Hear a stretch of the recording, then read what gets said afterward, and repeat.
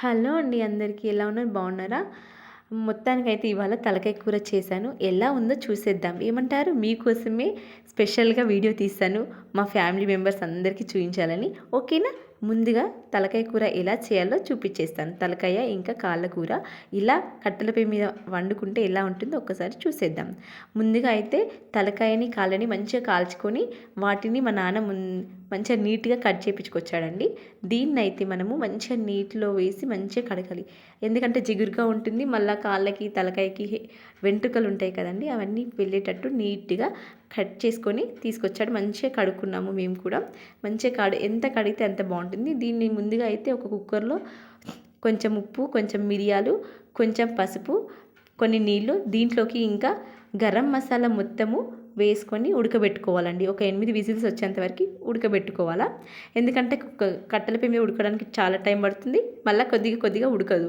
అందుకని ముందుగా నేనైతే కుక్కర్లో వేసాను. అంతలోపు మనం కట్టెల పొయ్యి మీద బగోన పెట్టుకొని దాంట్లోకి ఆయిల్ని అయితే వేసేసుకుందాము.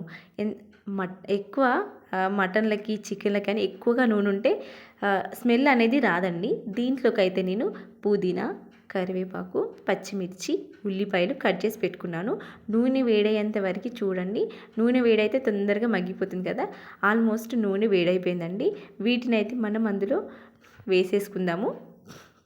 చూడండి, నూనె కూడా చాలా బాగా వేడైపోయింది.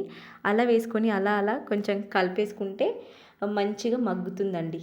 ఒక్కసారి అలా వేసుకున్న తర్వాత స్పూన్తో అలా ఇలా తిప్పేసి చూద్దాం. అలానే కొద్దిసేపు వదిలేయండి.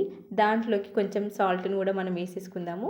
కొంచెం సాల్ట్, కొంచెం పసుపు వేసుకొని అలా కలిపేసుకొని కొద్దిసేపు ఉంచేసిన తర్వాత దీంట్లోకి మనమైతే ఉడకబెట్టేసుకున్నాం కదా. అంతలోపు ఉడకబెట్టుకున్న మటన్ తలకాయ కూరని మంచిగా దీంట్లోకి డైరెక్ట్గా వేసేసుకుందాం.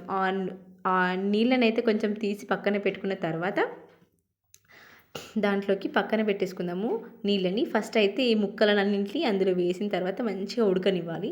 ఉడికిన తర్వాత దీంట్లోకి ఉడకనివ్వాలి. చూడండి, చాలా బాగా ఉడుకుతుంది. కొద్దిసేపు మూత పెట్టేసుకొని అలా ఉడకనిచ్చిన తర్వాత చూడండి, ఒకసారి కలిపి చూస్తే ఇదొకైతే చూద్దాము. ఆల్మోస్ట్ ఆల్రెడీ కుక్కర్లో ఉడికింది. దీంట్లోకి అల్లం వెల్లుల్లి పేస్ట్, ఇంకా గరం మసాలా, కొంచెం ధనియా పౌడర్ వేసానండి. వేసిన తర్వాత కొద్దిసేపు అలా ఉడకనిచ్చేద్దాం. అందులోకి ఒక 2 టమాటాలు కూడా నేను వేశాను. అలాగే కొంచెం కారం కూడా వేశాను. కొంచెం ఏం లేదండి, మంచిగా మనం కారం ఎక్కువగా తింటే ఎక్కువ వేయండి, నార్మల్గా తింటే నార్మల్గా వేయండి. మేమైతే మామూలుగా తింటాం కాబట్టి నేను కూడా మామూలుగానే వేశాను కారం. మంచిగా అటు ఇటు కలుపుకొని మళ్ళీ ఒకసారి మూత పెట్టుకొని దాని తర్వాత మళ్ళీ ఒకసారి కలిపేసుకుందాం. చూడండి, మంట కూడా మస్తు కాలుతుంది కదా. అంత కలిపేసి పెట్టుకున్న తర్వాత ఇంతకుముందు ఉడకబెట్టిన కుక్కర్లో అవే వాటర్ని దీంట్లో వేసేసాను. ఇప్పుడు మళ్ళీ మనం అలా కలిపేసుకుంటే చూడండి, వాటర్ ఎక్కువగా ఉన్నాయని ఏమి అవ్వద్దు. ఎందుకంటే అది మొత్తం ఉడికిపోయి ఇలా అయిపోయింది కాబట్టి టెన్షన్ ఏం లేదు. ఆల్మోస్ట్ మంచిగా ఉడికిపోయిందండి కర్రీ. ఏమంటారు? మొత్తానికైతే తలకాయ కూర ఇలా రెడీ అయిపోయింది. మీరు కూడా ఒకసారి ఇలా చేసుకోండి, సింపుల్గా చాలా బాగుంటుంది. ఇలా వండుకొని లాస్ట్లో అయితే మళ్ళీ నేను మటన్ మసాలా వేశాను, గరం మసాలా కూడా వేశాను, అన్ని మసాలాలు వేశాను. ఎందుకంటే తలకాయ కూరలో మసాలాలు ఎక్కువగా ఉండి కొంచెం ఘాటుగా ఉంటే టేస్ట్ బాగుంటుంది. సో నేను అందుకనే గరం మసాలా ఇంకా కొంచెం ఈ మసాలా కూడా వేశానండి, ప్యాకెట్ మసాలా. ఓకే అండి, ముక్కలు కూడా చాలా బాగా ఉడికిపోయాయి. ఓకే అండి, బాయ్.